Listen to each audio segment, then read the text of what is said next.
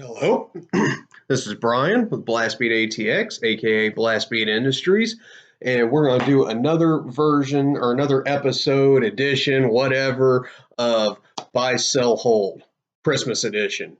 Not that has anything to do with Christmas, it just happens to be on Christmas Day when I'm recording this. Still wearing the Sworn Enemy shirt, still representing Queens, New York. What do we want to do? We want to buy, sell, or hold. We want to buy first.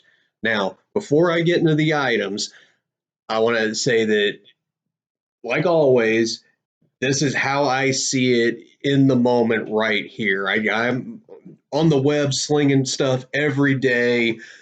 That doesn't mean I'm perfect, and that does not mean that I'm the absolute authority on anything. I'm just, guy trying his best, right? So I could be totally wrong on this. I don't think so, but I could be. Keep that in mind. And it's impossible to predict the future.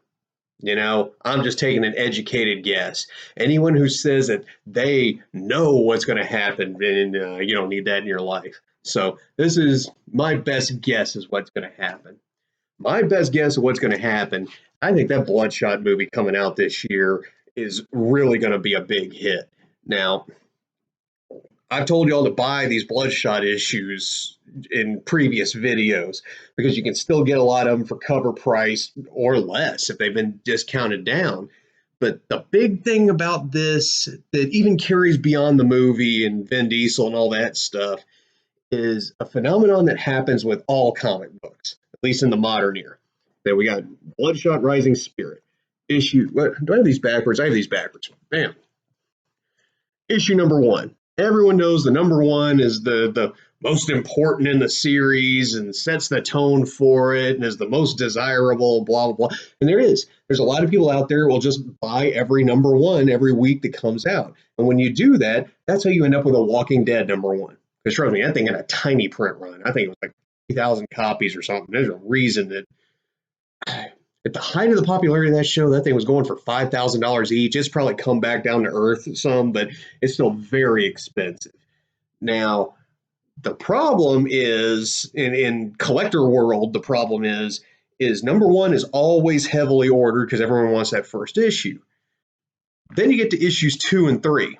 2 and 3, and these two, I don't know for a fact. I can look it up later on, but just use some raw numbers.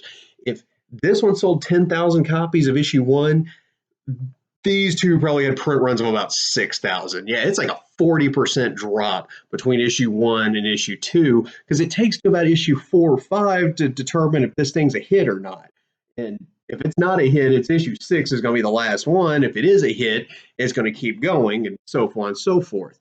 So these non-number 1 issues of the recent Bloodshot series, because Valiant, I love Valiant Comics, but they run their stuff kind of like a TV station, that it's not ongoing series that are in triple-digit cover numbers. It's usually like long miniseries, 12 to 18 issues, and then they'll restart with basically every time they do have a new creative team, they'll relaunch a number 1.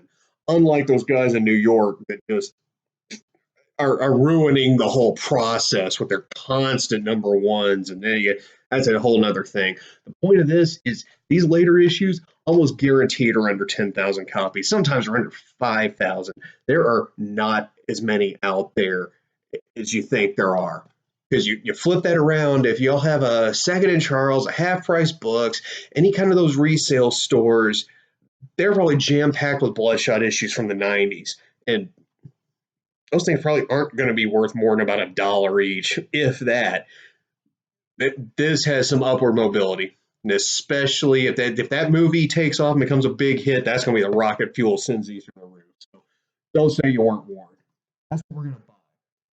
What we're going to sell is we're going to pick on Deshaun Kaiser just because I have a lot of them hanging around. That not specifically him. He's doing a great job, but all your extra football cards. Like if it's a player you don't personally collect, which is why I'm using Deshaun Kaiser, it's not him, it's the rated rookie. You've got all this extra stuff. You got 15 copies of a card. Now, at the beginning of the NFL playoffs is the time to sell all that stuff because that's when the interest is going to be the highest. You wait till after the Super Bowl, everyone's moved on to the NBA and baseball and the Stanley Cup playoffs. There's always something else right around the corner. Every week, every 2 weeks, we're moving on to something else. I mean, before too long, the Olympics is going to be coming back.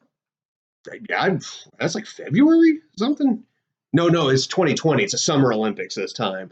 So 6 months or point is there's always something around the corner. America really doesn't have a memory or attention span longer than the last episode of Survivor. So you need to jump on this stuff when you can. So any of your extra football singles, I'd say the singles as opposed to sealed products or complete sets or something like that. Because someone wants a box of cards, they're pretty much going to want it any time of the year. But when player so and so gets hot in the playoffs and they make it to the NFC Championship game, how many of these guys, how many Trent Dilfers are out there that they got hot once, won it all, and then vanished? Jump on it now while you can.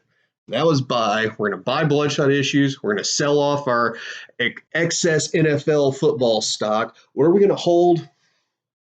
We're going to hold our vintage Magic cards. I've got 2 copies here of the Desert from the Arabian Nights set. This was the second expansion. I think Antiquities was first. I know this was before Legends, so I'm pretty sure this was second. Either way, these are the really short print run stuff. Now, there's something going on with Magic that there's a whole new generation of players coming in that they don't. There's a big price barrier to playing what they call vintage or legacy, which is the older sets, the Moxes and the Black Lotus and Diamond Valley, Bazaar of Baghdad. All those cards worth thousands of dollars. Imagine that. People don't have thousands of dollars to do that. Now, there are stores and leagues that let you play with proxies, but what are you going to proxy an entire 60 card deck? People play the other formats, especially Commander, and there's a new format called Pioneer, and people are still drafting. Drafting is all new sets. No matter what year, no matter where you are, it's the new set coming out. I think it's the last 6 sets of what a standard draft is, and modern is something like the last 4 years with the cards, 6 years, not 25 years. Okay? So prices have been collapsing on the vintage stuff. And part of that was there was a big push of outside investors in like 2016, 2017. Now, if I have to place the blame on that, I'm going to blame that Martin Scarelli guy, the dude who bought the rights to the age drug and jacked up the price of it. And then he went to prison for fraud. He was the one who bought that 101 Wu-Tang record. He was just trying to ruin everyone's hobbies for a while in the middle of his hot streak. But he infamously bought like I think 20 Black Lotuses in one shot, and so all the Wall Street wizards and fat cats decided vintage Magic is the investment of the future. It drove the prices up. Now here's where it gets really sad. There's people out there who bought Moxes and bought Legends cards and stuff on a credit card at highest maximum value. And pretty much across the board, everything's dropped 30%. And it's still dropping more because this new generation of players are not interested in the old stuff. It's the old fat cat whales are still wanting to buy their stuff. And not many of the casual fans, and you're getting a problem where you take a card like the Mox Opal, right? The blue Mox. Blue is really good in the old formats. I'm trying to think of how to say this. The people who bought them stupidly, no offense, but if you put that on a credit card and pay $15,000 for it, now you're trying to sell it for $9,000 and you're not getting any bids. It's sitting there collecting dust. So if you really need the cash, you got to lower your price, right? And the prices keep going down and down because no one wants to sell. And it's going to get to a point that what's his name? Rudy from Alpha Investments has already said this. It's going to hit a point where there's a bottoming out of the price. I'm going to come in and swoop and get everything. I'll buy all of it. And then that starts to cycle over again where prices start going back up. So if you're one of those people that paid too much for this stuff, man, just sit on it. Hold.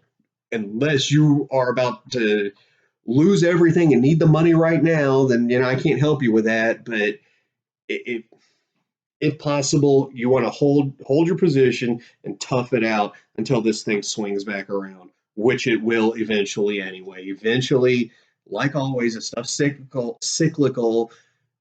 Commander and Pioneer will go out of style. Those players who are 21 now are going to be 42 later on and have money to buy a $10,000 Black Lotus.